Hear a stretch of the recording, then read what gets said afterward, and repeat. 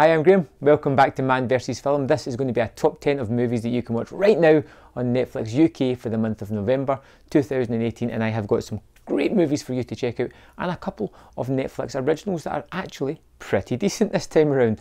So let's get started with number 10. ERREMENTARI, The Blacksmith and the Devil. A retelling of an ancient fable about a blacksmith who finds himself battling the devil. In this story, the blacksmith has captured a demon and lives hermit-like seclusion away from prying eyes of the townsfolk. All is going well until a desperate little girl accidentally stumbles across the devil and unknowingly releases him.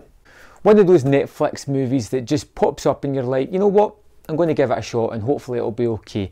And this one was pretty good. It had some moments where you were like, I'm not sure if this is going to topple itself by being a bit too much parody-like, but it has some really good atmosphere as well. And as long as you buy into this devil-like figure, you get some real enjoyment out of it. You have this terrifying figure of the blacksmith, you've got this innocent girl, and you have this devil, who's basically the three people in this movie. There's others round about, but this is the main protagonists, and it's just a battle of wits, of mind games, of who can stop this evil thing, how can this evil thing manipulate other people, and it's fun. It's hell of a fun. It's actually one of those movies that really grows on you the more you're watching it. And it is a French, Spanish production, so it is subtitled, but I think on Netflix there's a dubbed version, which is the one I watched, which is not the best, but it was still watchable. Number 9, Contagion. Soon after her return from a business trip to Hong Kong, Beth Emhoff dies in what is a flu or some other type of infection. Her young son dies later the same day. Her husband Mitch seems immune. Thus begins the spread of a deadly infection. For doctors and administrators at the US Centers for Disease Control, several days pass before anyone realises the extent or gravity of this new infection. When Steven Soderbergh is on his game, he can just knock it out the park like he did with Contagion, bringing along a host of Hollywood stars in this really nice ensemble cast, all about the infection, the widespread infection of this disease that could possibly topple the humans, could wipe everybody out, and it takes it from its beginning right through to its conclusion. And I don't want to spoil too much about you, but it gives enough emphasis on certain characters to allow it to just breathe and just be fantastic to watch. I have a great affection for Contagion. It's one of Soderbergh's best and kind of least talked about, but definitely one of his most enjoyable ones. Number 8, Looking Glass, a psychosexual thriller following a couple that buys an old motel in the desert looking for a new beginning. But what seems as first an escape is soon a thrilling ride through a mysterious world when Ray discovers a two-way mirror and witnesses a horrifying murder. Nicolas Cage is one of those actors that you love or you hate, but I'm always praying that he's going to bring some kind of Cageisms to the show. This is a remarkably restrained performance of Cage. It's about a couple who are moving away to have a fresh new start. They've got some past trauma that they're trying to escape from when he buys this motel and discovers these hidden walls behind the rooms where he can view and have these voyeuristic pleasures as he watches other people do their thing. It's a nice, neat little thriller. It never really expands above that. It's one of those movies that you can watch and instantly forget as soon as it's done. So if you're looking for some mindless entertainment and a good bit of your Cage quota, then this is the movie for you. Number 7, A Walk Amongst the Tombstones. Scudder is retired from the police and is a private investigator without licence. When his comrade Peter from the rehab invites him to visit Kenny, Scudder learns that Kenny's wife has been abducted and cut into pieces by kidnappers. Now Kenny wants to find the killer for revenge. Liam Neeson, old man action mode on this sort of mystery kind of movie that was one in a series of books, and I kind of liked it. It's nothing above kind of average, but it has some interesting shots, it has an interesting mystery, some good relationships between some of the characters, but it is just perfunctory, by the beats, mystery kind of thing. But it's elevated by the cast that's in it. And some of the direction's pretty neat as well. It's one of those movies that you just put on and you can forget after it as well. Number 6, Hold the Dark. After the deaths of 3 children suspected to be killed by wolves, writer Russell Core is hired by parents of a missing 6-year-old boy to track down and locate their son in the Alaskan wilderness. I've really enjoyed Jeremy Saulnier's work. He did Blue Ruin and then did The Fantastic Green Room, and I was really curious to see what he was going to do now, adapting this book into a Netflix original movie. And like most Netflix original movies, it has its ups and it has its downs. If it's your brand of movie, then you're going to love it. If not, you may find it a little bit slow, a little bit paceless, and something that you're not really expecting. That synopsis doesn't really tell the big picture of this. It's all about people dealing with loss and myths of their kind of people.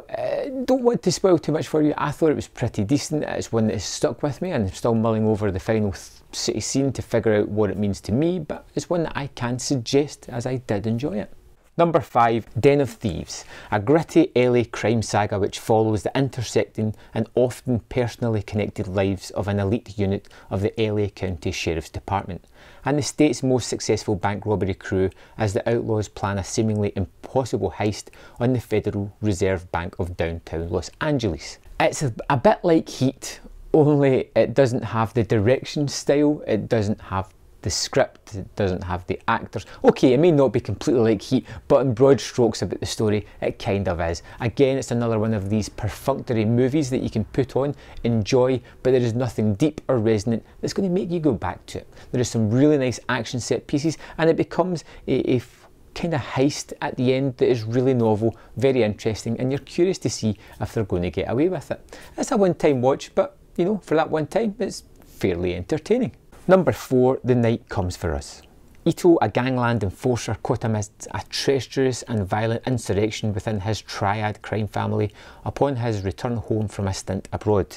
This is an Indonesian action movie in the same vein as The Raid. Now, it's not as polished or as perfect as that movie, but it knows what it wants to do. It wants to entertain with incredibly kinetic and affecting action set pieces, and it goes for it.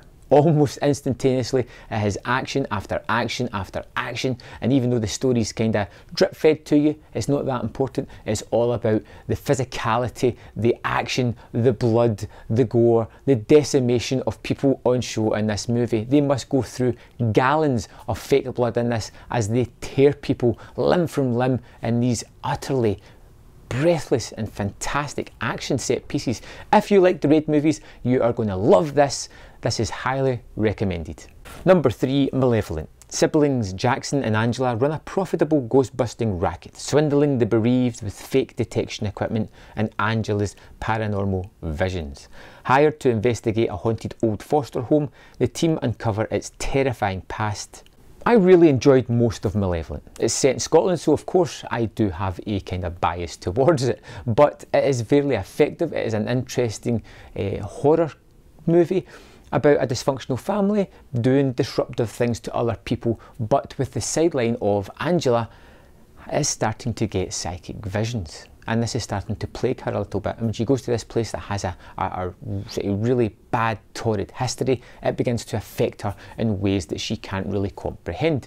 And for the first hour of this movie, it's fantastic. It's creepy, it's suspenseful, it really builds up the tension and gives you the characters. Unfortunately, I don't think the last half hour is as strong as the rest of it, but because of that first hour, I have to recommend it. And it's set in Scotland. Number 2, Apostle. Thomas Richardson travels to a remote island to rescue his sister after she's kidnapped by a mysterious religious cult demanding a ransom for her safe return. It soon becomes clear that the cult will regret the day it baited this man as he digs deeper and deeper into the secrets and lies upon which this commune is built. Gareth Evans' attempt at a Netflix movie, it brings Dan Stevens with him. Now, I'm a fan of both of these guys. Gareth Evans did the fantastic Marantau Warrior and the Raid 1 and 2. Dan Stevens was amazing in The Guest, so I'm always wanted to check these two people out, and when they came together to create this movie, I was there. As soon as it was on Netflix, I was hitting play and watching this thing. I thought it was pretty great. I love the direction style that this guy has, and it's nice seeing it, taking it from a kinetic action movie and putting it into something that's a little bit more measured in its pace, but still adding a visual flair and style to the movie that kept things fresh and interesting all the way through it. Dan Stevens is actually pretty good in this movie. Better than he's been in other things, but not as good as The Guest, but still good here in this movie that has a little bit of supernatural and a lot of atmosphere in it. This is one of those ones where you are terrified for the people because they're out with of a social norm, and the violence can come thick and fast and decimate them. Number 1 is Nocturnal Animals. Susan, who receives a book manuscript for her ex-husband, a man she left 20 years earlier, asking for her opinion. The story revolves around a man whose family vacation turns violent and deadly. It also continues the story of Susan, who finds herself recalling the first marriage and confronting some dark truths about herself. I'm not going to mention the story of Nocturnal Animals. The synopsis is all you need. This is a terrific movie. It is mind-bending and it really gets under your skin. There is some fantastic performances. My personal favourite is Michael Shannon, who really delivers here. And this is a movie that can leave you asking a lot of questions at the end of it. Luckily, I have an analysis and explained video on my channel somewhere where you'll be able to find. I'll link it below if you have any questions after this movie. And I hope you love this movie as much as I did. So there we have it. 10 fantastic movies for you to check out this November on Netflix UK. I hope you find something that you grow to love or something that you have a strong reaction to. Let me know in the comment box below your thoughts, and I'll see you next time on Man vs Film.